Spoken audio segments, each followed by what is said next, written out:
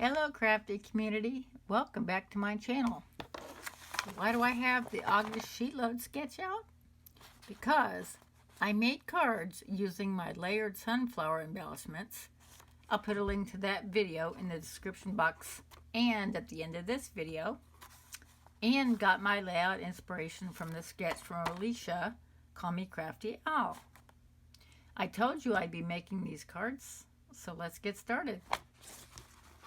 Alright, in my embellishments video, I showed how I made these layered sunflowers. And so I went ahead and put them on cards. And these are the products I used.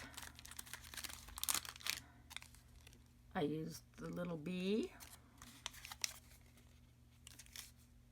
from the set. I used the sunshine for the inside, sending you for the outside, and delightful Dijon for the inside of the card, and this sunflower cling stamp from Prickly Pear. So here's the first one. This is Stampin' Up paper, and this wood grain is from scrapbook.com. What's a fall card without wood grain, right? In the inside, I stamped off with Rich Cocoa Memento Luxe ink, Tuxedo, and then Sunshine. So that's that card.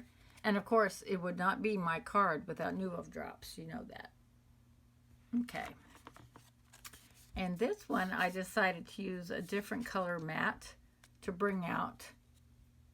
This is Cajun Craze, I think, because of the Stampin' Up colors.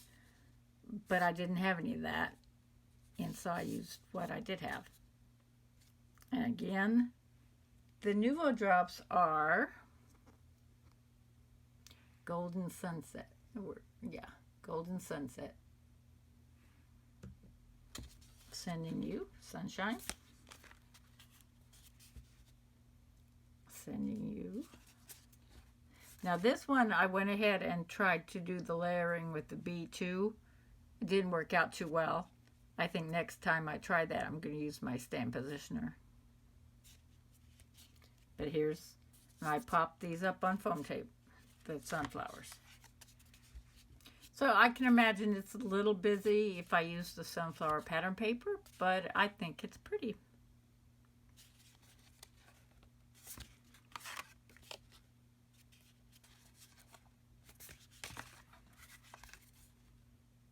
I think this one's one of my favorites. And like I promised, I made 8 embellishments. And so 8 cards.